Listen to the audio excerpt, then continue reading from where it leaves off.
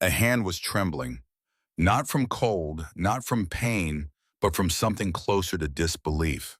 The hand belonged to a young German soldier standing on American soil in the summer of 1943, still wearing the sun-bleached uniform of Rommel's Afrika Korps, still carrying the dust of Tunisia in the creases of his boots. And in that trembling hand was a glass bottle of Coca-Cola ice cold, dripping with condensation, handed to him by an American sergeant who had said nothing more than the word "here" before walking away to distribute more bottles down the line of prisoners. The German soldier stared at the bottle for a long moment. He had been prepared for beatings. He had been prepared for starvation. He had been prepared in the darkest corners of his imagination for a bullet in the back of the head, somewhere in a foreign field where no one would ever find his body. He had not been prepared for a cold drink on a warm afternoon. And this was only the beginning.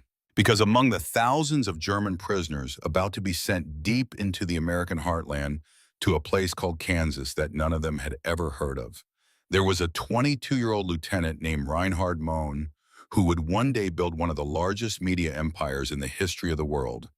And there was a 30-year-old captain named Felix Tropschuh who would be dead within 3 months, killed not by his American captors, but by his own fellow prisoners in a murder disguised as suicide that would eventually reach the desk of Eleanor Roosevelt herself.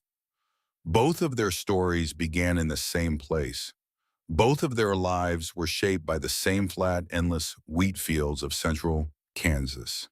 And what happened between those fields and the barbed wire fences of Camp Concordia would remain one of the most extraordinary and least known chapters of the Second World War. This is the true story of what German prisoners of war discovered when they were sent to work on American farms. And what they saw shocked them in ways that no battlefield ever could. In May of 1943, the war in North Africa came to a sudden and devastating end for the German military. The Allied forces led by American and British commanders crushed the legendary Afrika Korps in Tunisia, and in a matter of days, more than 250,000 German and Italian soldiers laid down their weapons and surrendered. It was one of the largest mass captures in the history of modern warfare, and it created an immediate and overwhelming problem. Where do you put 250,000 prisoners of war when the entire continent of Europe is still a battlefield? The British, who had been holding the majority of captured Axis soldiers, were running out of space. Their small island was already stretched to its limits, and so a request was sent across the Atlantic to the United States. Take some of these prisoners. We cannot hold them all. The Americans agreed, and what followed was one of the most remarkable logistical operations of the war, one that most Americans today have never heard of. Over the course of the next 2 years, approximately 400,000 German prisoners of war would be transported across the Atlantic Ocean and housed in camps scattered across nearly every state in the country. They were shipped on the same Liberty vessels that had carried weapons and supplies to Europe's ships that would have returned empty if not for the human cargo now filling their holds. As many as 30,000 prisoners arrived per month, docking at ports in New York and Virginia before being loaded onto trains and sent to their final destinations. And for the Germans, the journey itself was the first shock. They were placed in Pullman cars. Comfortable Pullman passenger cars with cushioned seats and large windows. Many of these soldiers had spent months sleeping in foxholes and trenches in the North African desert.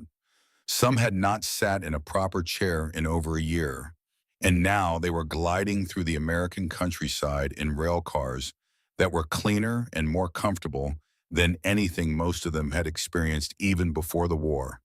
Through those wide windows, they watched a country that made no sense to them.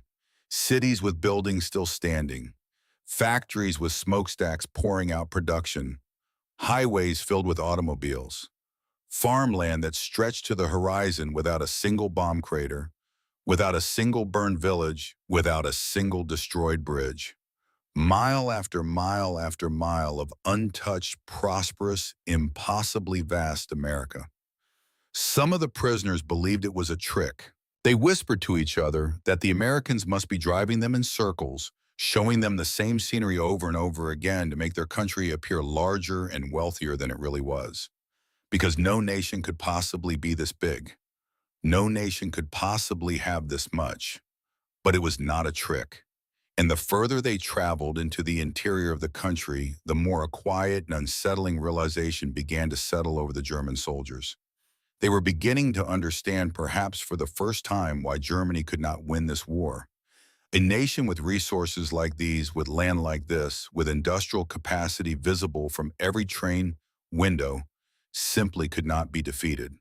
The propaganda they had been fed for years, the speeches about German superiority and inevitable victory began to crack and crumble with every passing mile of American railroad. Among those prisoners, staring through the windows of the Pullman cars, was a young man named Werner Bruckner. He was 23 years old, a private from a small farming village in Bavaria, and he had never wanted to be a soldier. Before the war, Werner's world had been defined by the boundaries of his father's modest farm, where the family grew barley and raised dairy cattle. He had dreamed of expanding the operation one day, perhaps buying the neighboring plot of land, marrying a local girl, and living the quiet life that his grandfather had lived before him.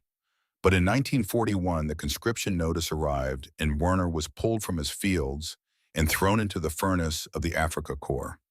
He served in an artillery unit, firing shells at enemies he could not see across distances measured in kilometers of sand and heat. When the Corps surrendered in Tunisia, Werner stood with his hands above his head under the blazing sun and waited for whatever came next. He had expected death. What he received instead was a seat on a ship, then a seat on a train, and then on a warm July evening in 1943, a view of something he would never forget. The train arrived at the small station in Concordia, Kansas after dark. The United States Army had installed bright floodlights along both sides of the tracks, turning the platform into a stage lit up like a theater. And the audience was already there. The entire town, it seemed, had come out to watch the arrival of the German prisoners. Families stood along the road. Children clung to their mothers. Men in overalls and straw hats stood with their arms crossed, staring at the train with expressions that mixed curiosity and fear, and something close to anger. One woman who lived in the town later recalled the feeling of that night. She said, "We did not know if we were going to be murdered in our beds." That was the level of anxiety. That was the depth of the unknown. These were people who had never seen a foreign soldier in person, who knew about the war only through newspaper headlines and radio broadcasts and the terrible gold star telegrams that arrived at certain houses in town, letting a family know that their son or husband would not be coming home. And now the enemy was here, stepping off a train in their dusty desert uniforms, blinking under the floodlights, looking around at the flat Kansas landscape with expressions of utter bewilderment. Werner climbed down from the train car, and his boots touched American soil for the second time, the first having been the port where they landed weeks earlier. He looked at the crowd of townspeople watching from behind a line of American soldiers. He expected hatred. He expected shouts, thrown objects, the kind of fury that a civilian population would naturally feel toward the men who had been fighting against their sons and brothers on the other side of the world. But no one shouted. No one threw anything. The people of Concordia simply stood and watched in silence as the prisoners were loaded onto trucks and driven through the darkness toward the camp that would be their home for the next 2 years. And that silence, Werner would later reflect, was more unsettling than any violence could have been, because he did not know what it meant. Camp Concordia was located 2 miles north and 1 mile east of the town. It had been built in just 90 days at a cost of nearly $1.9 million, and it was unlike any prison that the German soldiers had imagined. The facility consisted of 304 buildings spread across 640 acres of Kansas farmland. There was a hospital with 177 beds. There was a fire department. There were warehouses, cold storage facilities, an officers' club, mess halls, barracks, and administrative buildings for both the prisoners and the 800 American soldiers assigned to guard them. Werner walked through the gates of the camp and looked around at the neat rows of buildings, the open spaces between the barracks, the athletic fields visible in the distance under the moonlight. He turned to his friend, a sergeant named Erich Vollmer, a 28-year-old stonemason from Saxony who had a gift for drawing and a quiet disposition that made him easy to trust. Werner whispered to Erich in the darkness, "This is a prison." Erich did not answer right away. He was looking up at the Kansas sky, which was wider and more star-filled than any sky either of them had ever seen. Finally, he said, "I do not know what this is." Within the first few days, the prisoners began to discover the daily reality of Camp Concordia. They were housed in barracks, 50 enlisted men to a building. Officers were kept in separate quarters, 4 to an apartment. They were fed regular meals. They were given access to a gymnasium, an athletic field, and art supplies. They could send and receive mail. They had their own gardens. A band was formed. A German language newspaper was printed within the camp. And courses were available through the University of Kansas covering subjects that ranged from English to engineering to theology. It was by any measure a comfortable existence. But Werner quickly learned that the greatest danger inside Camp Concordia did not come from the American guards or the barbed wire or the Kansas weather. It came from his own countrymen. Among the first 400 prisoners to arrive at the camp, approximately 50 were officers with deep and fanatical loyalty to Adolf Hitler and the Nazi Party. These men had not surrendered their ideology along with their weapons. They had simply relocated it. And within days of arriving in Kansas, they began to organize. They held secret meetings after dark. They established a network of informants who reported on the behavior and conversations of every prisoner in the camp. They received official communiques from the German military command through diplomatic channels via Switzerland, and they used these messages to hold nightly briefings in which they delivered the official Nazi version of how the war was progressing, a version that bore almost no resemblance to reality. And they enforced discipline with the kind of brutality that the American guards could scarcely imagine happening inside their own camp. Among these enforcers was a man named Horst Seidel. He was 35 years old, a senior sergeant with a sunburned face and a voice as cold as steel. Before the war, Seidel had been a factory foreman in Hamburg. He had joined the Nazi Party in 1936, not because he was forced to, but because he believed. He believed in the ideology and the destiny of the German people, in the inevitable victory that would establish a 1,000-year Reich. And being captured and shipped to Kansas had done nothing to diminish that belief. If anything, it had sharpened it. Seidel operated from a simple and terrifying premise. The war was not over. Germany would win. And when victory came, every German soldier who had shown weakness, who had smiled at an American guard, who had learned English words, who had expressed any doubt about the Führer, would be remembered and punished. Seidel made sure that every prisoner understood this. He did not need to raise his voice. The threat itself was enough. Werner felt the weight of this surveillance within his first week at the camp. He had been standing near the fence one afternoon looking out at the wheat fields that stretched endlessly beyond the barbed wire, and he had allowed himself a moment of something that might have been peace. The wind was moving through the wheat in long golden waves, and the sight reminded him so powerfully of his father's farm in Bavaria that his chest ached with longing. That evening, Seidel appeared at the entrance to Werner's barracks. He leaned against the door frame with his arms crossed and looked directly at Werner with an expression that carried no emotion at all. "You were staring at the fields today, Bruckner, for a long time. Are you homesick, or are you beginning to enjoy the view from the enemy's land?" Werner said nothing. He understood immediately that the question was not a question. It was a warning, and he understood something else as well, something that settled into his stomach like a cold stone. Inside this camp, surrounded by American soldiers and Kansas wheat fields, and the comforts of a facility that bore almost no resemblance to a prison, Werner was not safe. The enemy he needed to fear most was not wearing an American uniform. The enemy was wearing the same faded Afrika Korps desert khaki that Werner himself wore every day. And the proof of that danger was about to arrive in the most horrifying way imaginable.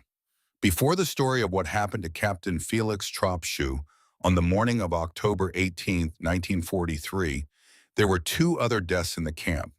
Two men found dead in circumstances that the American authorities initially classified as suicides. A captain named Dorman, a corporal named Huebner. Their deaths were noted in the camp records, reported to the chain of command, and filed away without further investigation. But inside the barracks, among the prisoners who slept in rows of narrow bunks and whispered to each other in the darkness after lights out, a different story circulated. These men had not killed themselves. They had been killed. Killed by their own countrymen for the crime of expressing doubt, for questioning the war, for suggesting in private conversations that turned out to be not private at all that perhaps Hitler was wrong. Perhaps Germany would lose. Perhaps the suffering had been for nothing. And now, on a cool October morning, with the Kansas sky turning pale blue above the camp and the guards completing their routine morning checks, it was about to happen again. But this time the killing would not be quiet. This time the entire camp would witness what happened when the Nazi shadow inside Camp Concordia reached out and claimed another victim. Captain Felix Tropschuh was 30 years old. He was an Afrika Korps veteran who had arrived at Concordia with the first group of prisoners in July. He was by all accounts a competent officer and a thoughtful man, and he had made one fatal mistake. He had kept a diary, a small private book in which he recorded his honest thoughts about the war, about Hitler, and about the German military. Thoughts that were critical, thoughts that were dangerous, thoughts that in the world outside the barbed wire might have been considered the reasonable observations of an intelligent man confronting the reality of a losing war. But inside Camp Concordia, those thoughts were a death sentence. Someone had stolen the diary from beneath Tropschuh's pillow. Someone had delivered it to the Nazi officers who controlled the compound. And on the morning of October 18th, just minutes after the 7:30 roll call, just moments after the American commander had left the compound, and the German colonel was alone with his men, the trap was sprung. The colonel stood before the assembled prisoners with his arms crossed. He stared grimly into their faces, scanning the rows of men standing at attention in the Kansas morning air. Then he reached into his jacket and pulled out a small book. He held it high above his head so that everyone could see it, and he called out a name. Tropschuh. The captain's face went white. He stepped forward from the line, and in that instant, every man in the compound understood what was about to happen. Traitor, the colonel said. And the word fell like a hammer. Tropschuh turned and ran. He sprinted across the yard toward the gate, toward the American guards, toward safety. Because he knew what came next. He had seen it before. The beatings, the mob justice, the fists and boots, and the savage methodical violence that the Nazi enforcers used to maintain their grip on the camp. A pack of men broke from the formation and chased him. They caught him before he reached the gate. Wolf-Dieter Zander, a fellow officer who despised the Nazis and who had watched the scene unfold with growing horror, ran to the American side of the camp. He found Colonel John Sterling, the camp commander, and begged him to intervene. "You must remove Tropschuh from the camp immediately," Zander pleaded. "They will kill him. Tonight, they will kill him." Colonel Sterling looked at the young German officer and shook his head slowly. "Son," he said, "we have Republicans and Democrats in this country, and we do not kill each other over politics." Zander stared at the American commander with an expression of disbelief and desperation. "Yes," he said, "but this is a dictatorship." Sterling did not act. He could not bring himself to believe that prisoners under his watch in a camp on American soil would murder one of their own. It did not fit within his understanding of how the world worked. It did not match the rules he had been trained to follow. That night, Felix Tropschuh was removed from his quarters by his fellow prisoners. He was taken to a room. Inside the room, there was a bed, a chair, a table, and his personal belongings. There was no pistol because the traditional method of suicide for a disgraced German officer required a firearm. And so, in place of a pistol, they had left a rope. An Austrian lieutenant named Rauch served as the executioner. Tropschuh was forced to sign a note that read, "I voluntarily take leave of my life." The next morning, the American guards found his body hanging from the ceiling. The local newspapers reported it as a suicide. They even mentioned the note. The camp authorities accepted the story. And Felix Tropschuh, a man whose only crime had been to write his honest thoughts in a private diary, was buried at the far end of the cemetery as far as possible from the graves of the other German dead. Because the Nazi officers who had ordered his execution insisted that a traitor should not rest near honorable men. Not a single German prisoner attended his funeral. Werner lay in his bunk that night, staring at the wooden slats above him, listening to the wind that never seemed to stop blowing across the Kansas plains. Erich Vollmer, lying in the next bunk, whispered something that Werner had already been thinking himself. That could have been any one of us. Werner closed his eyes, and for the first time since arriving in Kansas, he felt genuine fear. Not fear of the Americans, not fear of the barbed wire or the guards or the foreign lands stretching endlessly in every direction, but fear of the men sleeping in the bunks around him. Fear of the ideology that had followed them across an ocean and refused to die even in the heart of the enemy's country. Fear that the war he thought he had escaped was still being fought right here inside the walls of Camp Concordia. And the worst part was that no one on the outside seemed to understand. But that was about to change, because the death of Felix Tropschuh was not the last act of violence inside the camp. And the next death would be the one that finally forced America to pay attention. The death of Felix Tropschuh hung over Camp Concordia like smoke that would not clear. It settled into the walls of the barracks, into the silence between men who had once spoken freely, into the careful way prisoners now watched each other's eyes before saying anything at all. Werner Bruckner stopped looking at the wheat fields through the fence. Erich Vollmer stopped drawing. Pastor Ludwig Brenner, a 45-year-old military chaplain who had quietly organized prayer meetings in the barracks, canceled them without explanation. No one asked why. Everyone already knew. But the Nazi enforcers inside the camp were not finished. A few months after Tropschuh's death, Private First Class Franz Kettner became the next target. Kettner was 39 years old and Austrian, a veteran of the catastrophic Battle of Stalingrad, and one of the most openly anti-Nazi voices in the entire camp. He had survived the Eastern Front, survived capture, survived the ocean crossing, and the long train ride into the American heartland. He had survived all of it. And yet it was here in a camp with a gymnasium and a newspaper and courses from the University of Kansas that his life was in the greatest danger. Kettner had been transferred to a smaller branch camp in Peabody, Kansas, in the hope that distance from the main camp would protect him from the Nazi network. But the reach of that network was longer than anyone had imagined. Within days of his arrival at Peabody, retaliation found him. He was threatened. He was watched.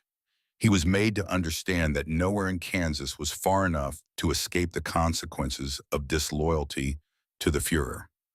Kettner begged the American guards at Peabody to send him back to Concordia, not because Concordia was safe, but because at least there he could be placed under direct American protection. The guards agreed. He was transported back to the main camp and placed in protective custody inside the American guardhouse, a locked room on the American side of the compound where German prisoners could not reach him. Arrangements were being made to transfer him to a separate camp designated for anti-Nazi prisoners. But those arrangements came too late. On the night before his scheduled transfer, a message reached Kettner through channels that should have been impossible. The message was short and absolute. If he did not end his own life before morning, his family back in Austria would be killed. His mother, his sisters, the people he loved most in the world, the people he had fought to survive for, would pay the price for his defiance. Franz Kettner was found the next morning lying on his bunk in the American guardhouse. His wrists were slashed open. Blood had soaked through the mattress and pooled on the concrete floor beneath. Beside his body were several handwritten notes. In them, he pledged his loyalty not to Hitler, not to the Third Reich, but to his native free Austria. His final words were not words of surrender, but words of protest written in the blood-thinned handwriting of a man who knew he was about to die and wanted the world to know why. This time, the camp commander did not stay silent. The new leadership at Concordia made the decision to release information about both deaths to the press, Tropshue's hanging and Kettner's suicide together. The story broke like a thunderclap across the American media landscape. The Wichita Beacon ran a headline that read, "War captives live in terror of Nazi wrath." Newspapers from Kansas to New York picked up the story. Suddenly, the quiet prisoner of war camp in the middle of nowhere was front-page news. And the story reached two women who would change everything. Dorothy Thompson was one of the most famous female journalists in America at the time, a columnist whose voice carried weight in Washington and beyond. Her colleague Dorothy Dunbar Bromley had been investigating conditions in American POW camps and had already gathered evidence of Nazi intimidation from multiple facilities across the country. Together, the two Dorothys brought the story of Camp Concordia directly to the most powerful woman in the United States. Eleanor Roosevelt did not hesitate. The First Lady invited Maxwell McKnight, the chief of the administrative section of prisoner of war camp operations, to dinner at the White House. Over that meal, a plan was set in motion that would fundamentally alter the lives of every German prisoner in America. The orders came down swiftly. At Camp Concordia, the 44 most dangerous Nazi officers were identified, separated from the general population, and transferred out of the camp. Among the names on the transfer list was Horst Seidel, who left Camp Concordia on a gray morning in February of 1944, without looking back, his jaw set and his eyes fixed straight ahead as the truck carried him away from the compound where he had ruled through fear for 7 months. Across the country, similar purges were conducted at other facilities. And in early 1944, representatives of the War Department and the State Department agreed to launch an unprecedented experiment. They called it the Special Projects Division.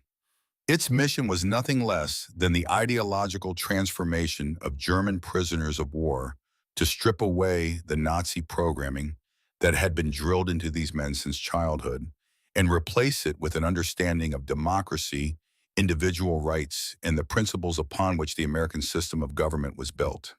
It was an audacious idea. Many thought it was impossible. But at Camp Concordia, something remarkable had already begun happening before the official program even arrived. When Captain Carl Teufel reached Camp Concordia on December 2nd, 1944, carrying orders to implement the re-education curriculum, he expected to find a camp full of ideologically hardened soldiers who would resist every attempt at intellectual engagement.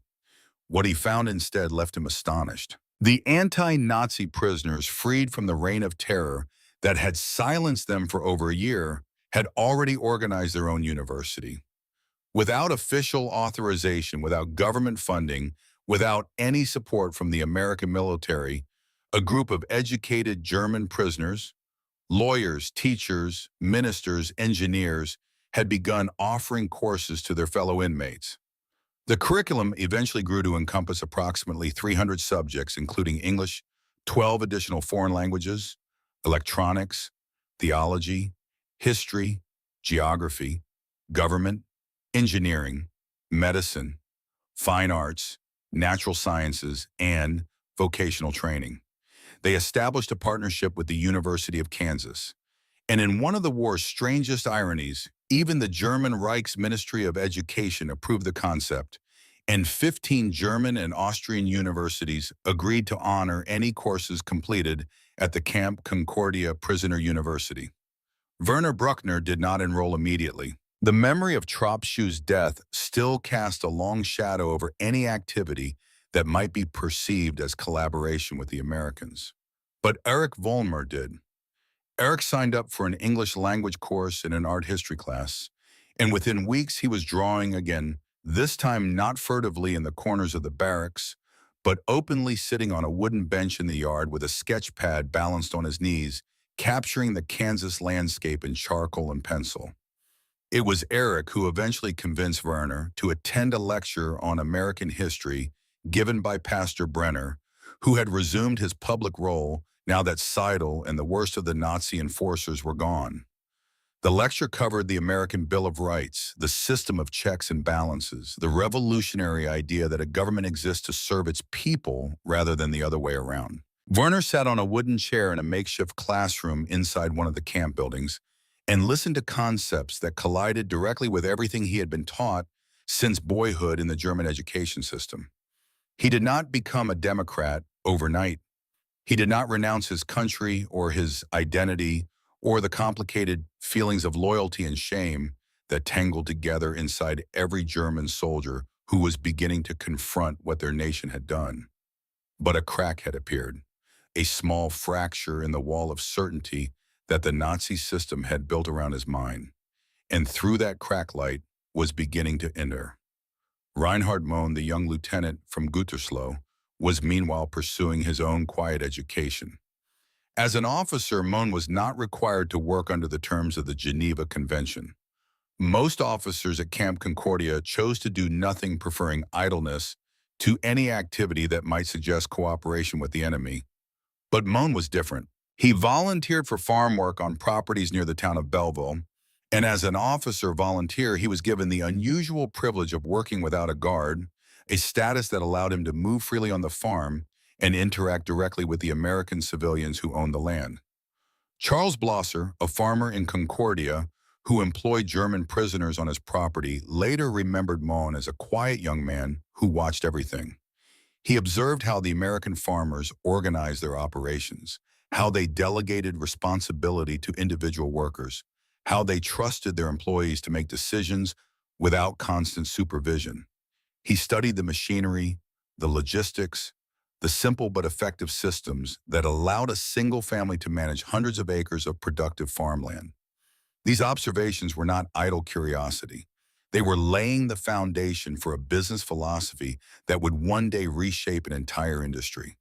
But that story belongs to the future. In the present, in the early summer of 1944, after the worst of the Nazi enforcers had been removed, and the atmosphere inside the camp had shifted from terror to something cautiously resembling normalcy. The more immediate transformation was happening in the fields themselves, where the daily reality of farm labor was slowly changing the German prisoners in ways that no classroom lecture could achieve. Werner's assignment to the farm work detail began on a morning that felt like every other morning in Kansas, bright hot, and accompanied by a wind that seemed to blow from every direction at once. The army truck arrived at the camp gate shortly after sunrise. A guard called names from a clipboard. Werner and 11 other prisoners climbed into the back of the vehicle and sat on wooden benches as the truck rumbled down a dirt road that cut through miles of wheat and corn stretching toward a horizon that seemed impossibly far away. The rules governing prisoner labor were precise and clearly enforced. Farmers were required to arrive at the camp no later than 7:45 in the morning. Work hours ran from 8 in the morning to 6 in the evening. A 10-minute break was mandatory every hour. Clean drinking water had to be available at all times. One meal per shift was provided. Farmers paid the government between 35 and 45 cents per hour for each prisoner's labor. The prisoners themselves received 80 cents per day, half in canteen scrip that could be spent immediately on small luxuries like soda candy, cigarettes, and beer, and half deposited into an account that would be paid out when the war ended and they were sent home. The farm where Werner's crew was assigned belonged to a man named Harold Whitfield. He was 52 years old with a face that had been carved by decades of Kansas sun and wind into something that looked more like landscape than human expression, all deep lines and weathered surfaces, and eyes that squinted even indoors from a lifetime of looking across bright open spaces. Harold's family had worked this land for 2 generations. 200 acres of wheat, corn, and grazing pasture maintained by a household that had once included 3 strong sons and a network of hired hands from the surrounding community. But the war had taken almost everything. Harold's youngest son, Corporal James Whitfield, known to everyone as Jimmy, was 24 years old and currently serving with the American Army somewhere in Italy. The other 2 sons were also in uniform, stationed at bases whose locations Harold was not permitted to know. The hired hands had either enlisted or left for higher-paying jobs in the defense industries that were booming in cities like Wichita and Kansas City. Harold was left with his wife Margaret, his aging body and fields that required more labor than any two people could possibly provide. When Harold signed up to use prisoner of war labor, his wife Margaret had objected with a ferocity that surprised even him. Margaret was 48 years old, a quiet woman by nature, but the war had sharpened her emotions into something harder and more brittle than Harold had ever seen in their 26 years of marriage. She stood in the kitchen of their farmhouse with her arms crossed and her jaw set and said words that Harold would remember for the rest of his life. "You are bringing the enemy of our sons into our home, the men who are trying to kill Jimmy. You want them to eat at our table and work in our fields and walk across the same ground where our boys learn to ride horses. How can you ask me to accept that?" Harold had no good answer. He only had the truth. Without help, the harvest would fail. Without the harvest, they would lose the farm. And without the farm, there would be nothing for Jimmy and his brothers to come home to. The prisoners were not a choice. They were a necessity. Margaret said nothing more. She turned back to the kitchen window and stared out at the empty fields. And when the army truck arrived 3 days later with 12 German prisoners in faded uniforms marked with the letters P painted in white on their backs, Margaret watched from behind the glass with an expression that contained no welcome at all. Werner was the first prisoner to step down from the truck onto the Whitfield property. He looked around at the farmhouse, the barns, the long rows of crops shimmering under the morning sun, and felt a sensation that he had not expected: recognition. The layout of the farm, the smell of the soil, the sound of the wind moving through the grain, all of it reminded him so powerfully of his family's land in Bavaria that for a moment he forgot where he was. He forgot the uniform. He forgot the guards. He forgot the ocean and the war and the thousands of miles between this place and everything he had ever known. For 3 seconds, he was simply a farmer standing in a field. Then he saw the photograph. It was visible through the kitchen window of the farmhouse, hanging on the wall just behind the glass. A young man in an American military uniform, smiling broadly, standing straight and proud in the way that young men stand when they have just put on a uniform for the first time and still believe that war is an adventure. The photograph of Jimmy Whitfield. Werner looked at that photograph and something tightened in his stomach. The young American in the picture was almost exactly his own age. The smile on his face was the same smile that Werner had worn in his own photograph, taken the day he left Bavaria for the training depot. 2 young men, 2 farms, 2 families, 2 sides of a war that neither of them had started and neither of them could stop. And now one of them was harvesting wheat on the other's land, while the other was somewhere in Italy, possibly fighting, possibly wounded, possibly dead. The thought was unbearable in its symmetry. Werner turned away from the window and followed the other prisoners toward the field where their work would begin. Harold Whitfield met the crew at the edge of the property with the steady, unhurried walk of a man who had been working this land since before most of these soldiers were born. Through the interpreter who accompanied the guards, he explained the tasks for the day. Fence posts along the western boundary had been loosened by windstorms and needed to be reset. Cut wheat in the eastern field needed to be gathered into organized rows for the mechanical harvester. Tools and broken equipment scattered across the property from earlier repair work needed to be collected and stored in the main barn. The instructions were practical, detailed, and delivered without hostility. Harold Whitfield did not look at the German prisoners as enemies. He looked at them the way he would look at any group of workers who had shown up to do a job. He assessed them. He noted the older ones who moved with the efficiency of men who had worked with their hands before the war. He noted the younger ones who seemed uncertain about which end of a hammer to hold. And he organized them accordingly, directing the experienced men toward the fence repair and sending the younger ones to gather tools under the supervision of a guard who looked barely old enough to shave. Werner was assigned to the fence crew, and within minutes his hands were doing work that his muscles remembered, even though his mind was somewhere else entirely. The rhythm of driving fence posts into the Kansas soil, of stretching wire between them, of using a hammer with the practiced economy of someone who had done this 1,000 times on a different continent. All of it created a physical continuity between his old life and his new one that was both comforting and deeply strange. What surprised Werner most, what surprised nearly all of the prisoners during those first days on the farms, was the absence of cruelty. The American guards assigned to supervise the work details did not shout, they did not threaten, they did not pace back and forth with rifles raised in expressions of contempt. Instead, they found shady spots near the barns and sat down.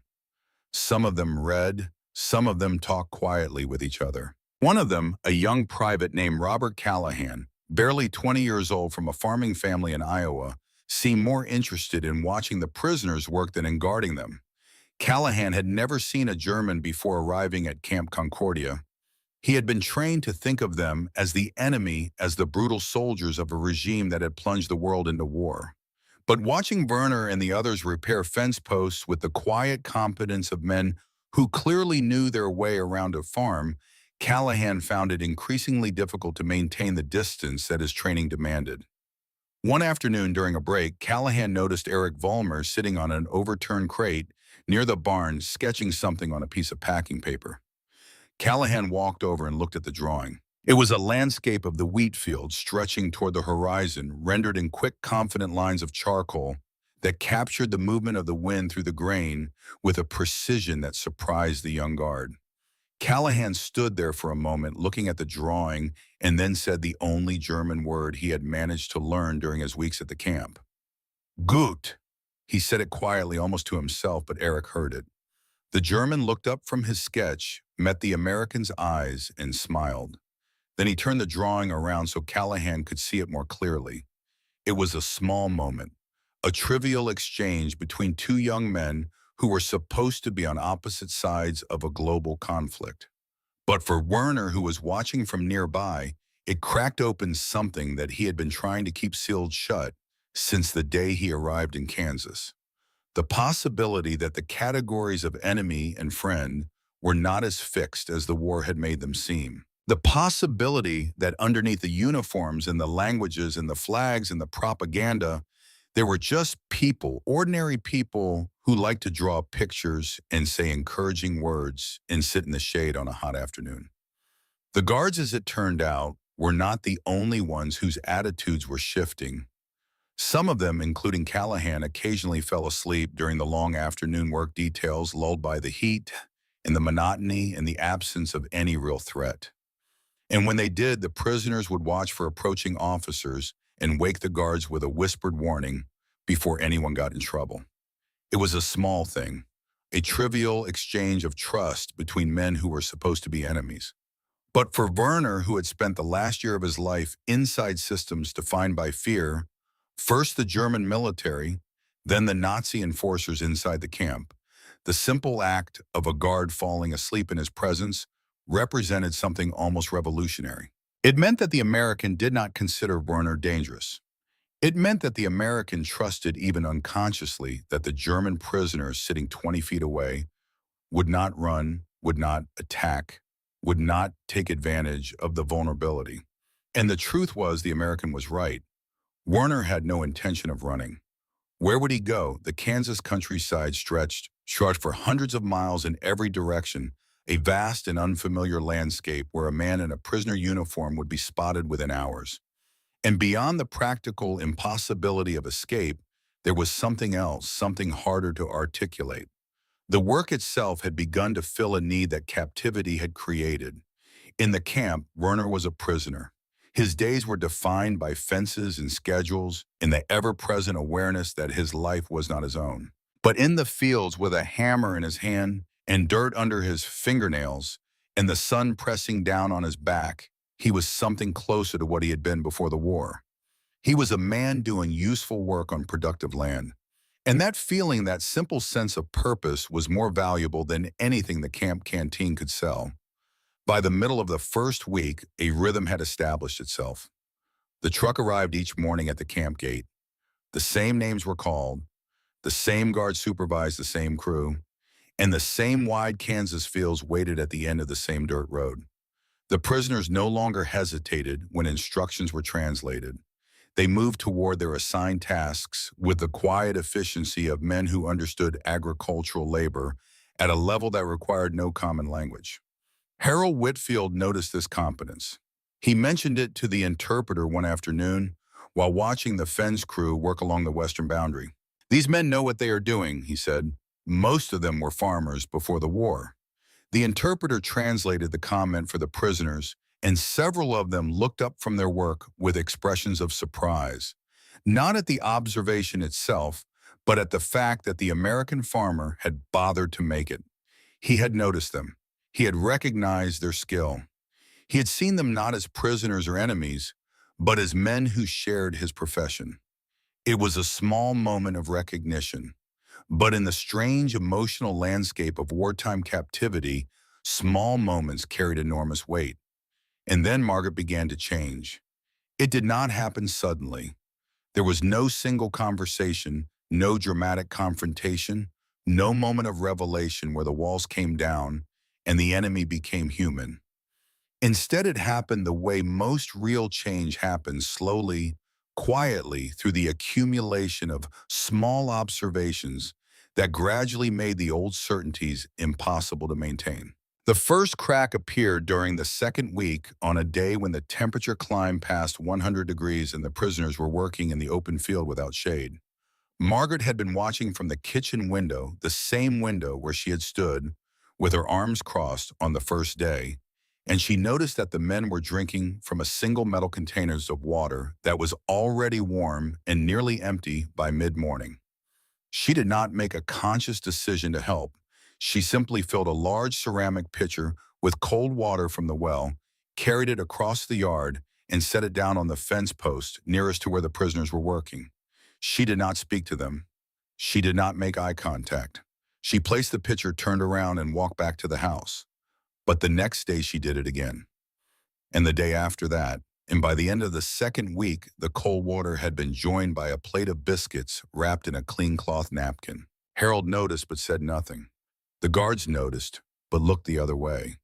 And the prisoners noticed most of all because, in the economy of captivity, where every interaction with a civilian carried meaning, the simple act of a woman bringing cold water to the men who were supposed to be her enemies carried a significance that went far beyond the gesture itself.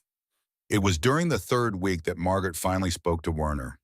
She had brought the midday meal out to the shade beside one of the barns where wooden crates had been arranged as temporary seats for the work crew. The food was simple but generous, more generous than the regulations required. Bread, potatoes, roasted meat, and a pie made with apples from the trees behind the farmhouse. Margaret set down the plates and then stood there for a moment looking at the prisoners as they sat in the shade eating her food. And then through the interpreter, she asked a question. "How old are you?" She was looking at Werner when she asked it.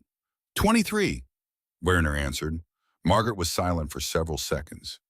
The wind moved through the wheat field beside the barn, creating a sound like water rushing over stones. Finally, she said, "My son is 24. He is in Italy."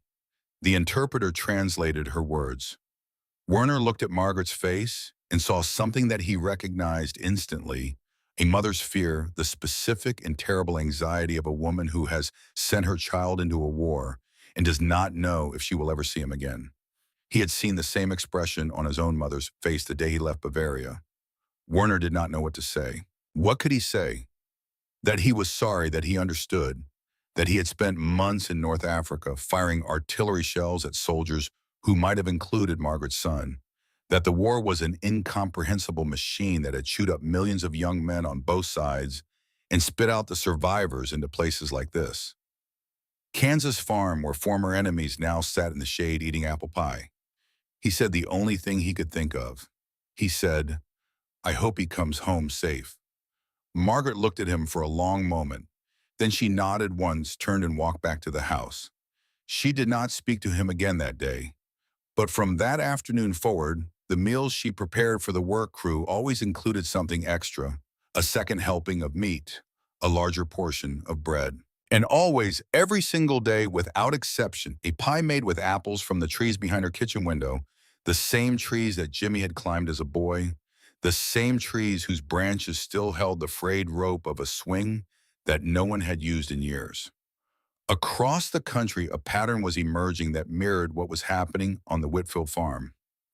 In community after community, the initial fear and hostility toward the German prisoners was being replaced by something more complicated and more human.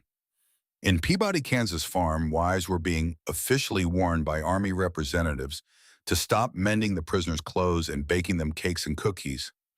At the Lake Wabansie camp, a family named McKnight bought straw hats for their assigned prisoners. And when the Germans refused to take the hats back to camp because they knew it violated the rules, they simply hung them on hooks on the McKnight's back porch and wore them again each morning when they returned to work. The Warren family in Eskridge wanted to give small gifts to their workers, but knew it was forbidden, so they developed a system where they would casually leave apples and gloves lying around the property for the prisoners to discover on their own. One Kansas family trusted their German workers so completely that they sent a prisoner out on horseback to pick up their first-grade daughter from school. Another farmer let one of his workers go hunting alone with a shotgun, and the man returned with 10 rabbits for the family stew pot. These were not isolated incidents. They were symptoms of a larger truth that was revealing itself across Kansas and across the country. When you work beside someone, when you share a meal, when you watch a man repair your fence with the same skill your own son once used, the categories of enemy and friend begin to lose their shape. The human being underneath the uniform starts to become visible. And once you see that human being, it becomes very difficult to unsee him. Harold Whitfield experienced this transformation one evening in late August when he received a letter from Jimmy.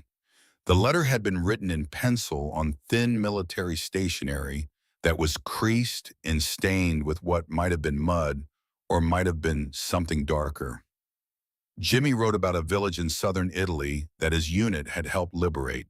He described houses with their walls blown open, furniture spilling into the street like the contents of a broken drawer. He described children eating from garbage piles. He described a church with half its roof missing and an old priest standing in the doorway sweeping broken glass into a pile as if cleanliness still mattered in a world that had been shattered. And then Jimmy wrote a line that Harold read 3 times before he fully understood its weight. "Dad, I miss the wheat fields. I miss harvest season. I never thought I would miss hard work, but I do. Everything here is broken, and I just want to fix something." Harold folded the letter carefully and put it in his shirt pocket. He walked out to the edge of the property where Werner and the crew were finishing the day's work, gathering the last bundles of cut wheat and stacking them beside the storage barn. The sun was low and golden, throwing long shadows across the stubble of the harvested field. The wind had quieted to a whisper. Harold stood there for a moment watching Werner work. The young German moved with the practiced efficiency of someone who had been doing this kind of labor since childhood, bending, lifting, stacking his movements so natural and fluid that they looked less like work and more like a kind of conversation between the man and the land. Then Harold did something that surprised even himself. He walked over to Werner, pulled the letter from his pocket, and held it out. Werner could not read English, and Harold knew this. But Harold did not want Werner to read the letter. He wanted Werner to see the pencil marks made by a young man's hand on the other side of the world, to see the creases from where the paper had been folded and unfolded and folded again, to see the small stain in the corner that might have been dirt from an Italian road. "My son," Harold said, pointing toward the photograph visible through the distant kitchen window. "He is in Italy. He misses this." He gestured at the fields around them, at the wheat, at the barns, at the land itself. Werner looked at the letter. He looked at Harold's face, and he understood. Not the words, but the meaning underneath them. A father showing him proof that on the other side of the war there was another young man, just like Werner, a farmer's son, who had been pulled from his land and thrown into a conflict he never asked for, who now lay in some ruined corner of Europe, dreaming about wheat fields and harvest seasons and the simple, honest exhaustion of a day spent doing useful work. Werner reached into his own memory and found the only English words he had practiced enough to say with certainty. "Thank you." your son. I hope he comes home safe." Harold nodded. His eyes were red. He put the letter back in his pocket and walked slowly toward the farmhouse where Margaret stood silhouetted in the kitchen doorway watching. She had seen the exchange. She could not hear what was said, but she had seen her husband show the enemy a letter from their son, and she had seen the German prisoner respond with something that looked, even from a distance, like compassion. That night, Margaret baked 2 pies instead of one, and in the fields of Kansas in the late summer of 1944, something was shifting that no one had planned and no one fully understood. The harvest was coming in, the wheat was being cut and gathered and stored.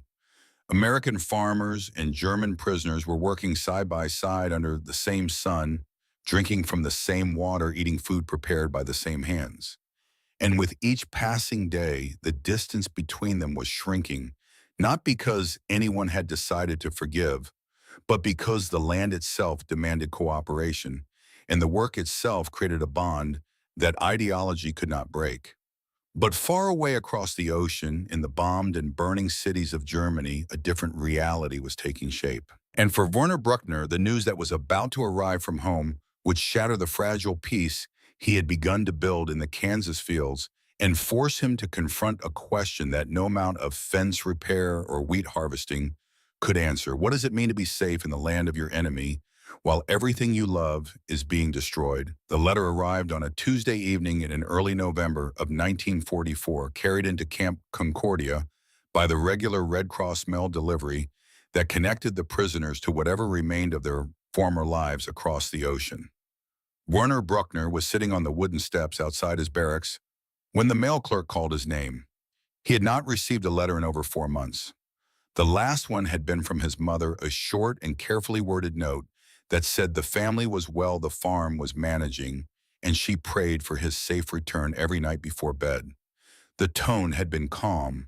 The handwriting had been steady. Werner had read it dozens of times, finding comfort in the familiar loops of his mother's script, carrying the letter in his breast pocket like a talisman against the strangeness of his captivity. This new letter was different. The handwriting on the envelope was not his mother's.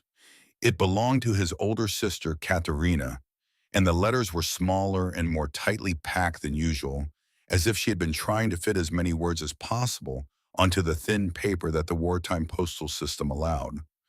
Werner opened the envelope with careful fingers and began to read. The news came in fragments, each one landing like a stone dropped into still water. Bavaria was being bombed. Not the major cities, which had already been devastated, but the smaller towns and villages that had once seemed too insignificant to attract the attention of Allied aircraft. The village next to their farm had been hit 3 weeks earlier. A formation of American bombers returning from a raid on Munich with unused ordnance had dropped their remaining payload on what they likely assumed was a cluster of military storage buildings, but was in fact a community of farmers and shopkeepers and school children who had nothing to do with the war, except that they happened to live in a country that had started one. Katharina described the aftermath in language that was restrained, but could not fully conceal the horror underneath. Houses flattened, the church steeple broken in half and lying across the main road like a fallen tree. A family Werner had known his entire life, the Hoffmans who ran the bakery where his mother bought bread every Saturday morning, gone. All of them. The parents, the 3 children, the grandmother who sat in the shop window and waved at everyone who passed.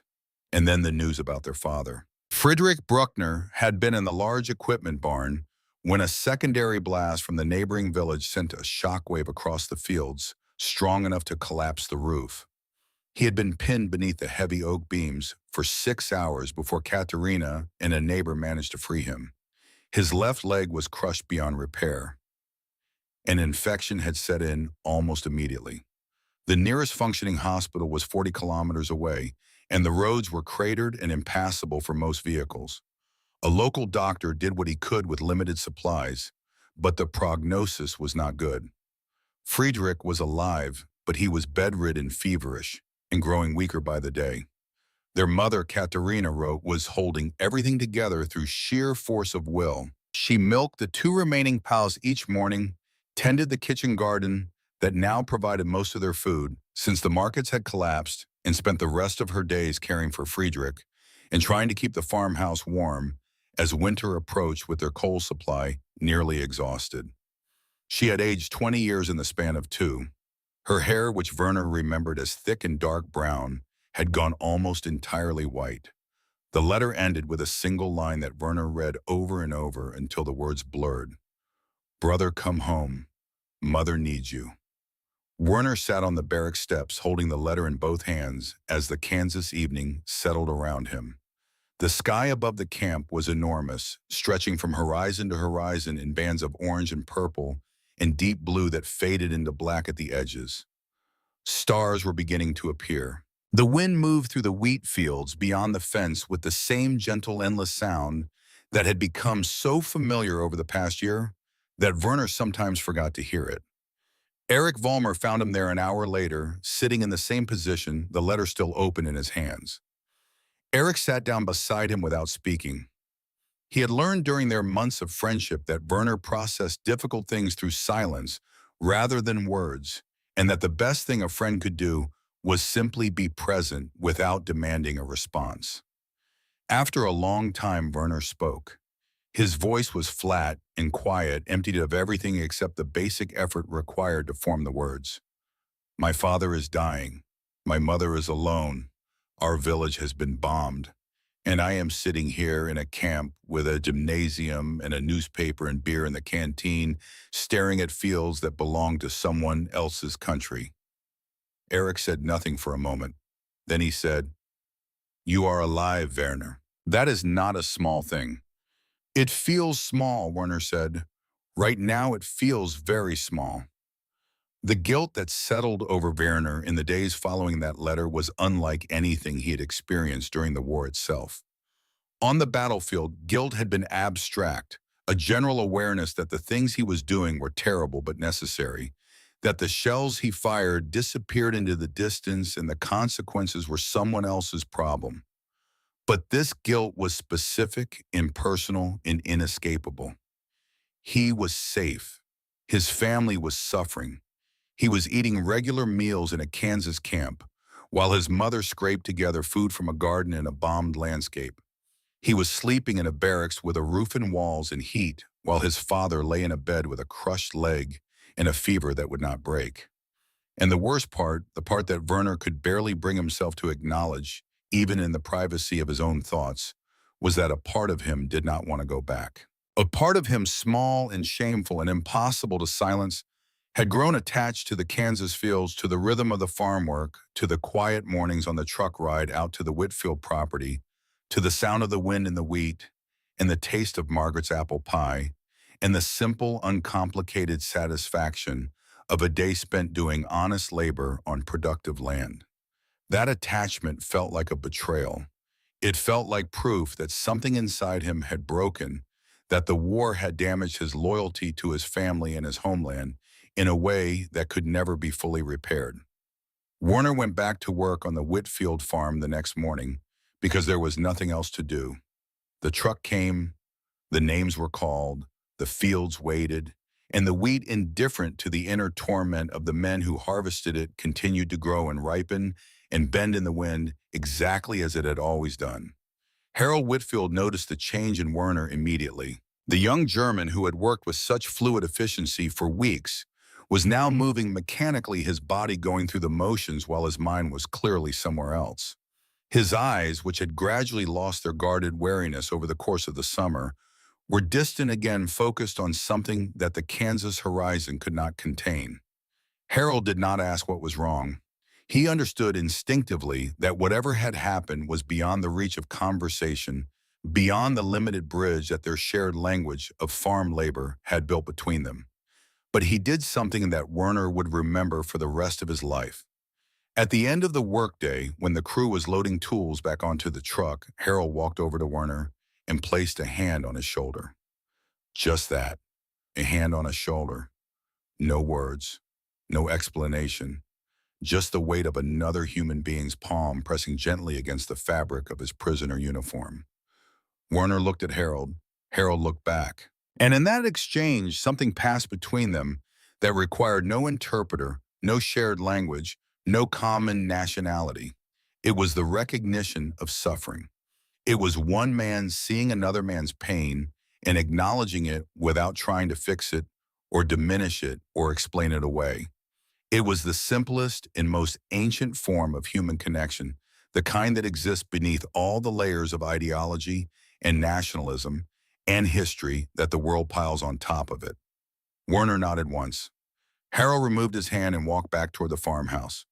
And the truck carried the prisoners back to Camp Concordia through the golden Kansas twilight, past the same wheat fields and windmills and wooden farmhouses that had witnessed months of an impossible, undeclared, unnamed truce between men who had been told they were enemies. The winter of 1944 to 1945 was the last full winter of the war in Europe, and inside Camp Concordia, the atmosphere shifted in ways that even the most optimistic prisoners could feel.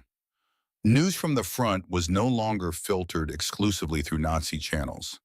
The re-education program had introduced American newspapers and radio broadcasts into the camp, and for the first time, many of the prisoners were hearing the unvarnished truth about the military situation. Germany was losing. The Allied forces had landed in Normandy in June and were pushing east. The Soviet army was advancing from the other direction. The cities of the Reich were being systematically destroyed by round-the-clock bombing campaigns that left nothing standing. For the remaining Nazi loyalists in the camp, those who had not been transferred to Alva, Oklahoma, with the more than 100 hardcore ideologues removed in the spring of 1945, this news was met with denial and anger. For the majority of prisoners, those who had already begun to question the ideology that had brought them to this point, it was met with a complex mixture of relief, grief, shame, and dread. Relief that the war would end. Grief for the country they had known, which was being reduced to rubble. Shame for what Germany had done, the full scope of which was only beginning to emerge through the American press. And dread of what would come next, because the end of the war did not mean the end of their problems. It meant the beginning of new ones. Werner followed the news with the anxious attention of a man watching a fire approach his house from a distance, unable to run toward it and unable to look away. Each report of Allied advances meant that the war was closer to ending, which meant that he was closer to going home. But each report also meant more destruction, more bombing, more suffering for the people and places he cared about. Every American victory was simultaneously his liberation and his family's devastation. During those winter months, Werner threw himself into the re-education courses with an intensity that surprised even Erich Vollmer. He attended every lecture, every discussion group, every seminar that was offered.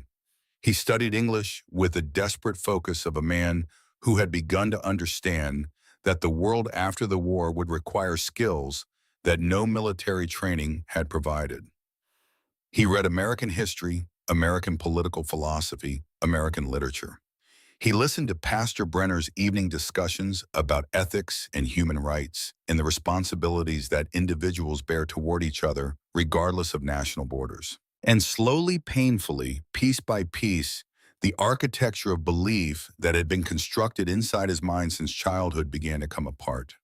The certainties that had once felt as solid and permanent as stone were revealed to be nothing more than propaganda stories told by powerful men to convince ordinary men like Werner to kill and die for reasons that had nothing to do with honor or justice or the defense of the homeland.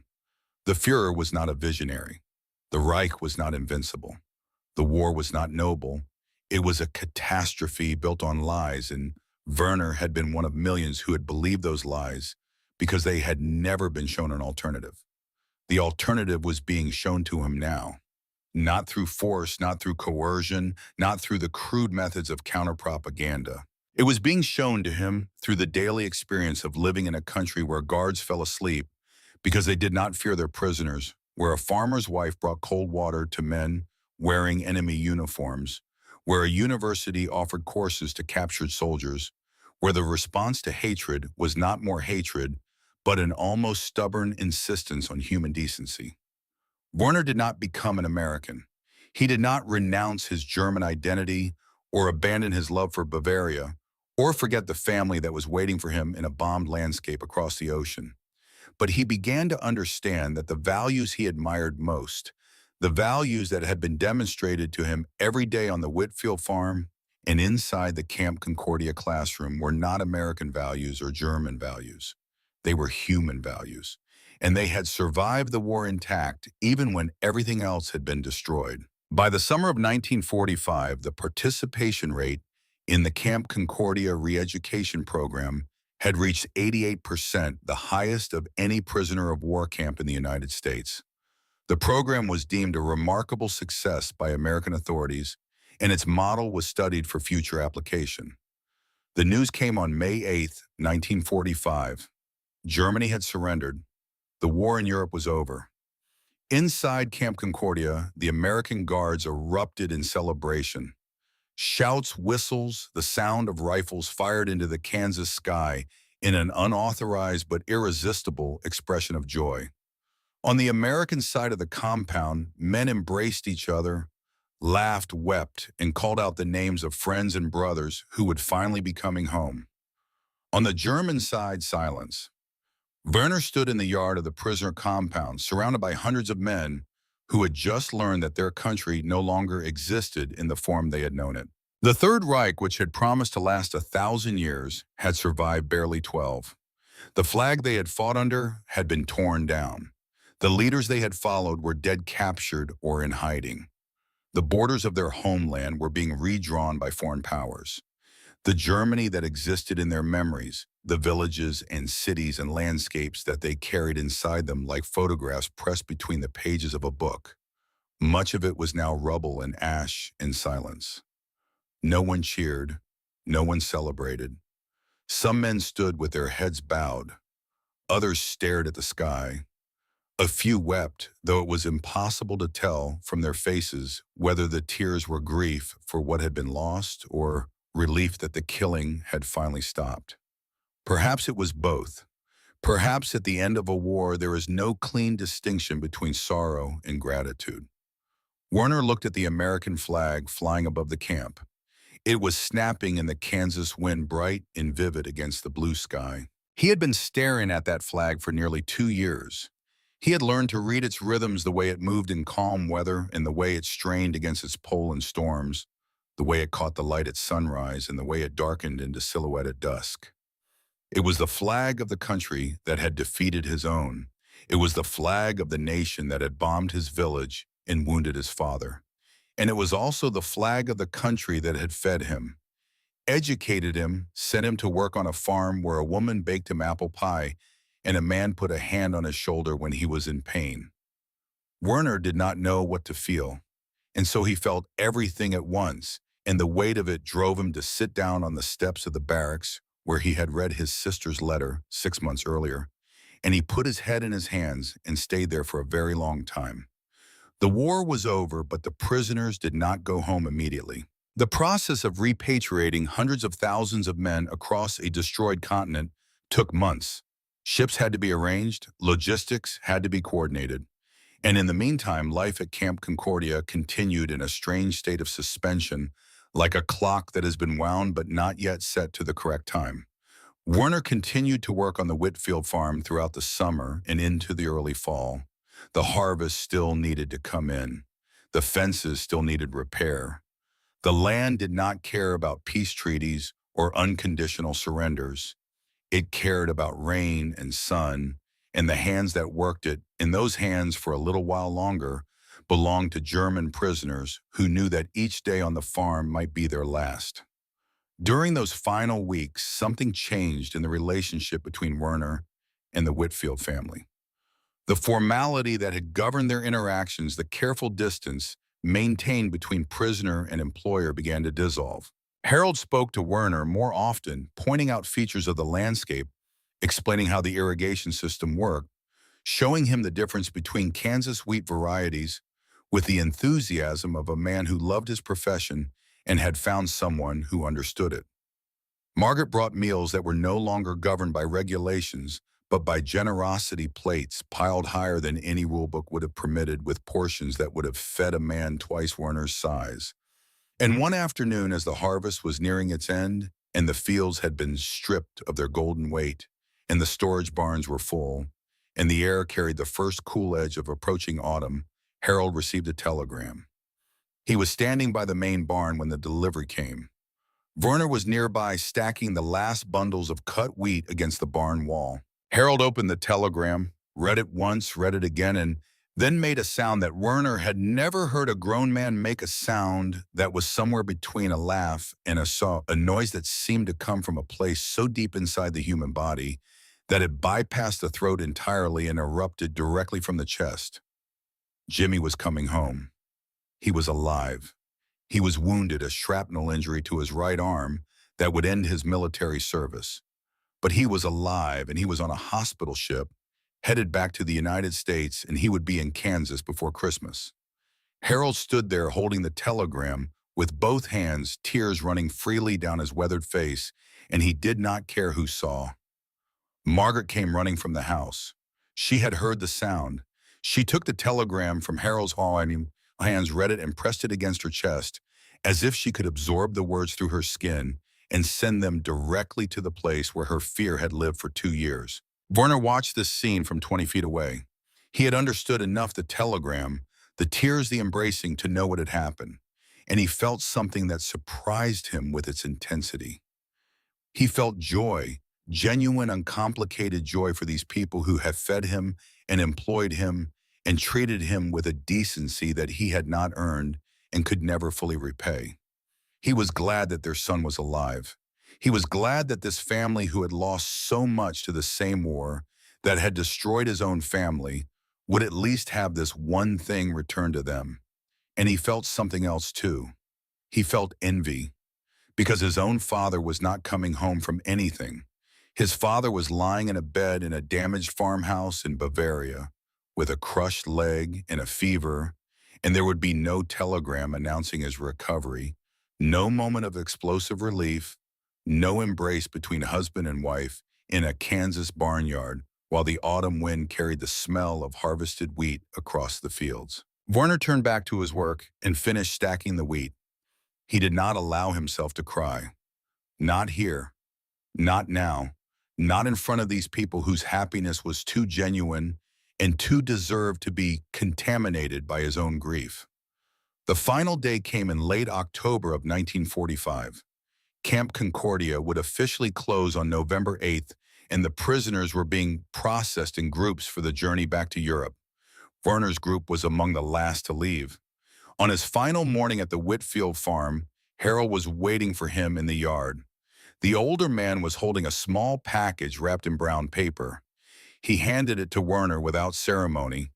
Inside was a pocket knife with a handle made of oak, the kind of everyday tool that Kansas farmers carried in their overalls and used for everything from cutting twine to trimming fence posts to slicing apples at lunchtime. It was worn from years of use. The blade had been sharpened so many times that it was narrower than it had been when it was new. It was not valuable. It was not remarkable. It was simply a piece of Harold Whitfield's daily life offered to a German prisoner as a reminder of a time and a place that had no name and no precedent and would probably never be fully understood by anyone who had not lived through it. Werner took the knife and closed his fingers around it. The oak handle was warm from Harold's hand. And then Werner said something that he had been practicing in his bunk every night for weeks, rehearsing the English words over and over until he could say them clearly and without hesitation. "Thank you, Mr. Whitfield, your son. I hope he comes home safe, and I hope he knows his father is a good man." Harold's jaw tightened, his eyes filled. He nodded once and extended his hand. Werner shook it. The handshake lasted longer than either of them had intended, each man holding on to the other's grip as if letting go would erase the improbable connection that the Kansas wheat fields had created between a German prisoner and an American farmer. Margaret stood in the kitchen doorway. She did not come out, but she raised her hand and waved a small, brief gesture that carried the weight of everything she had felt and feared and discovered over the past year. Werner waved back. Then he climbed onto the truck. Robert Callahan was standing at the tailgate supervising the departure. The young guard from Iowa who had once said "goat" to a German prisoner's drawing and had slept in the shade while enemies repaired fences 20 feet away, caught Werner's eye and nodded once. It was a small gesture, barely perceptible, the kind of acknowledgement that passes between two men who have shared an experience that neither of them will ever be able to fully explain to anyone who was not there. Werner nodded back, and the truck pulled away and the Whitfield farm shrank behind him until it was just a dot on the vast Kansas plain, and then it was gone. On the truck back to camp, Eric Vollmer reached into the pocket of his jacket and pulled out a piece of paper folded carefully into quarters. He unfolded it and handed it to Werner. It was a drawing done in pencil and charcoal on a scrap of packing paper. The image showed the main storage barn of the Whitfield farm at sunset with the windmill turning slowly against the sky streaked with the deep oranges and reds of a Kansas evening. The detail was extraordinary.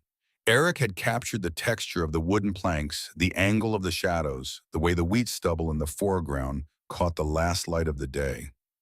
"So you do not forget," Eric said. Werner held the drawing carefully, protecting it from the wind that whipped through the open back of the truck. He looked at it for a long time. And then he folded it gently and placed it inside the breast pocket of his uniform, next to the pocket knife from Harold Whitfield, next to the letter from his sister, next to the small collection of objects that now constituted everything he owned in the world. The truck carried the prisoners back through the Kansas countryside one last time. The fields were mostly bare now, stripped of their harvest, waiting for winter. The windmill still turned. The farmhouses still stood solid and square against the enormous sky. The dirt roads still wound between the properties like threads stitching the landscape together. Many of the prisoners were silent during the ride, not because they had nothing to say, but because the experience of the past 2 years had filled them with something that words could not adequately contain. They had arrived in Kansas as enemies, as the defeated soldiers of a regime that had tried to conquer the world and failed. They had expected punishment, humiliation, perhaps death. What they had received instead was work, education, decent food, medical care, and the bewildering experience of being treated as human beings by the very people whose sons were fighting and dying on the other side of the world. Franz Kramer, a prisoner from Gundelfingen, who had spent his entire captivity at Camp Concordia, would later say, "There was no reason to criticize American authorities. The prisoners felt that they were well treated. We learned a little of the American way of life and saw part of the vast country." Another prisoner wrote in a letter to the Lawrence Journal World nearly 46 years after his release, "I want to express my thanks to all of the Americans who were kind to us, who did not treat us as enemies." And 3 former German prisoners of war returning to Concordia in 1995 for the 50th anniversary of Victory Day told the Preservation Society volunteers who welcomed them back, "Being captured and sent to the United States was the best thing that happened to us." Werner Bruckner returned to Bavaria in early 1946. The train that carried him from the coast into the interior of Germany passed through a landscape that bore no resemblance to the country he had left. Cities were fields of rubble. Bridges were twisted metal hanging over empty rivers. Train stations were roofless shells where families camped among the debris, burning furniture for warmth. Children with hollow eyes stood along the tracks and watched the train pass without waving. When Werner reached his village, he walked the last 3 kilometers on foot because the road was too damaged for vehicles. He came over the final hill and saw the farm. The main house was still standing, though the roof had been patched with sheets of corrugated metal that did not match the original tiles. The large equipment barn, the one where his father had been injured, was a pile of charred beams and broken stone. The 2 remaining cows stood in a small enclosure made of salvaged wood and wire. The kitchen garden, which Katerina had described in her letter, was a patch of frozen earth with the brown stalks of last season's vegetables still standing like tiny monuments to an effort that had not been quite enough. His mother was standing in the doorway. She was smaller than he remembered. Her hair was white. Her hands clasped in front of her apron were trembling. Werner dropped his bag and crossed the yard and put his arms around her, and held on. She felt like she might break. She felt like she was made of paper and memory and the fierce, unbreakable will that had kept her alive through 2 years of bombing and hunger and the daily terror of not knowing whether her son was alive or dead. "I am home," Werner said. His mother did not answer. She just held on. Friedrich Bruckner had died 6 weeks before Werner's arrival. The infection that had ravaged his crushed leg had finally reached his blood, and he had passed away in the same bed where he had been born 61 years earlier, in a farmhouse that his own father had built, with hand-cut timber from the forest above the village. Katerina had buried him in the small cemetery behind the church next to his parents and grandparents in a plot that overlooked the barley fields that Friedrich had tended for his entire adult life. Werner stood at his father's grave on a cold January morning, wearing a coat that was too thin for the weather and boots that had Kansas dust still ground into the leather. He stood there for a long time saying nothing because there was nothing to say that the silence did not already contain. His father had died while Werner was safe. His father had suffered while Werner was eating apple pie on a Kansas farm.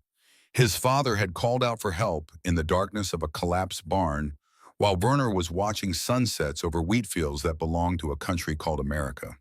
The guilt was enormous. It would remain with Werner for the rest of his life, not as a sharp pain, but as a dull, persistent ache like an old injury that flares up in certain weather.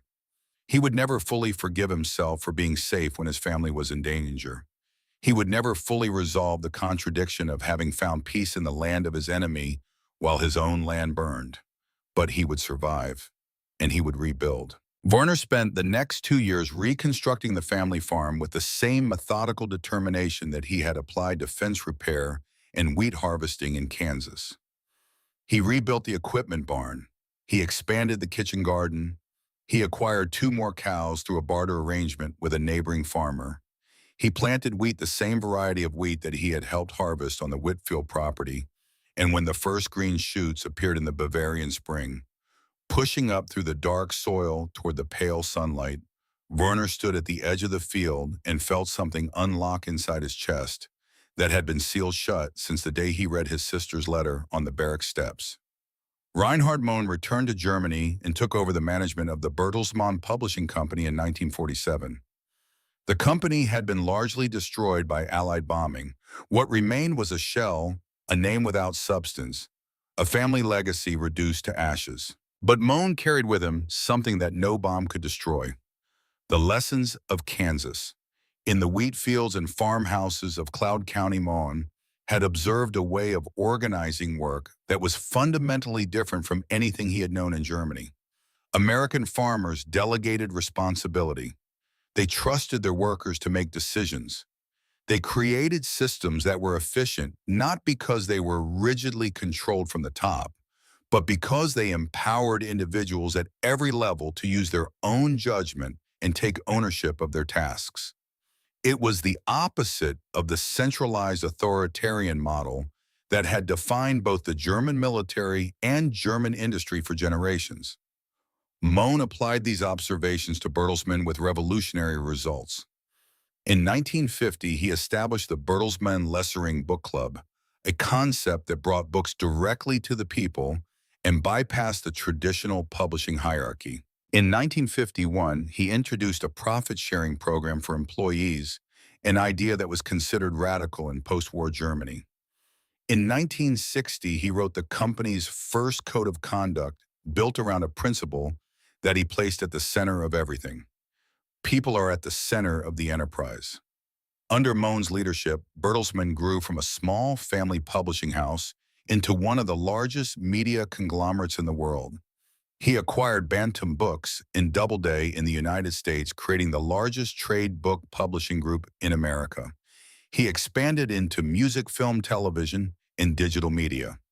By the time of his death on October 3, 2009, at the age of 88, Bertelsmann employed more than 100,000 people in more than 50 countries. When asked in interviews about the most formative experience of his life, Mohn consistently pointed to his time as a prisoner in Kansas. A young German lieutenant captured in the North African desert, transported across an ocean, imprisoned behind barbed wire in the middle of America, had watched Kansas farmers work their land and learn lessons about trust delegation and human dignity that would one day build a billion-dollar empire. The wheat fields of Kansas had planted seeds that no one could see, and those seeds had grown into something that changed the world. Approximately 5,000 former German prisoners of war eventually returned to America and became citizens, building new lives as doctors, lawyers, artists, and business owners. Gerd Cruz, a former Africa Corps artilleryman, later recalled, "When I set foot on German soil and saw what happened, I just as soon turned around." He married an American woman and spent the rest of his life farming in the country that had once held him captive. At Camp Concordia, the correspondence between former prisoners and the families of the town continued for decades. Letters crossed the Atlantic in both directions, written in broken English and careful German, maintaining connections that the war had created and peace had not severed. In Peabody, a German prisoner named Willie Henrici had worked on a local farm and formed such a close bond with the family that when the owners traveled to Germany in 1962, they visited Willie and his wife and daughter in their home. The daughter Helga continued sending Christmas cards to the American family for over 50 years, each one expressing gratitude for the kindness shown to her father. The last card arrived in 2014. Erich Vollmer returned to Saxony after the war and rebuilt his stone masonry business in a town that had lost most of its buildings to Allied bombing. He and Werner exchanged letters every Christmas for over 40 years, each letter containing a small sketch that Erich had drawn during the previous year, landscapes and buildings, and faces rendered in the same confident charcoal lines that had once captured the Kansas wheat fields on scraps of packing paper. When Erich died in 1987, his widow sent Werner one final envelope containing the last drawing Erich had completed, a view of the Whitfield barn from memory, drawn 53 years after he had last seen it, every detail still precise, every shadow still in the right place. On the wall of the farmhouse parlor in Bavaria, Werner hung two objects. The first was Erich Vollmer's original drawing of the Whitfield barn at sunset, carefully framed in wood, that Werner had cut and shaped himself. The second was Harold Whitfield's pocket knife, mounted on a small piece of polished oak, with a brass plate underneath on which Werner had engraved in his careful, unpracticed English two words: "Thank you." He never returned to Kansas. He never wrote to the Whitfields because he did not have their address, and the military channels through which such information might have been obtained had long since closed. He never learned whether Jimmy Whitfield made it home safely, though he thought about it often, especially during harvest season, when the Bavarian wheat turned golden and the wind moved through it in waves that looked exactly like the wind on the Kansas plains.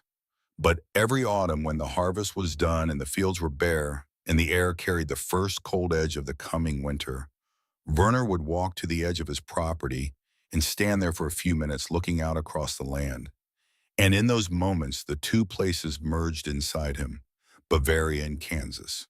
Home in exile, the farm where he was born, and the farm where he discovered that the enemy was not what he had been told. Today, Camp Concordia is a museum. A restored guard tower stands where hundreds once kept watch over thousands. A concrete pillar marks the spot where a wooden water tower once rose above the barracks. The land around the museum is farmland, again worked by the descendants of the same families who once employed German prisoners to bring in their harvests. Every year on Victory Day, the Preservation Society holds a ceremony at the campsite, raising the flag, telling the stories, keeping alive the memory of a time when enemies became neighbors, and the Kansas wheat fields served as the unlikely stage for one of history's most extraordinary experiments in human decency. 860 German prisoners of war remain buried in 43 cemeteries across the United States. Their graves are marked with white headstones, and many are tended by local German women's clubs who plant flowers and lay wreaths on anniversaries that most Americans have long forgotten. Each year at the Fort Riley Cemetery in Kansas, soldiers from America, Germany, and Italy gather for a memorial ceremony. They fire a 21-gun salute. They play taps. They lay wreaths on the graves of men who partied and were far from home in a country that was supposed to be their enemy, but turned out to be something far more complicated and far more human than any of them had imagined.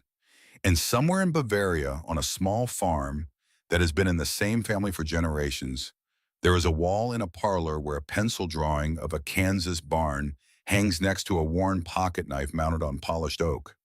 The drawing has yellowed with age. The knife blade has been sharpened so many times that it is barely wider than a letter opener. But both objects remain in their places untouched, undisturbed, as permanent as the memory they represent. Because even in the darkest years of war, even when nations were locked in conflicts that consumed millions of lives and reshaped the boundaries of the world, there were moments of ordinary human kindness that survived everything. A farmer's wife bringing cold water to men in enemy uniforms. A hand placed on a shoulder without words. A young guard nodding goodbye at the tailgate of a truck. A pocket knife wrapped in brown paper. An apple pie baked with fruit from trees that a soldier's son had climbed as a boy. These moments were small. They were quiet. They would never appear in any history book or military record. But they were real. And for the men who experienced them on both sides of the barbed wire fence in the middle of the Kansas wheat fields under the widest sky any of them had ever seen, those moments were the truest thing the war had left behind.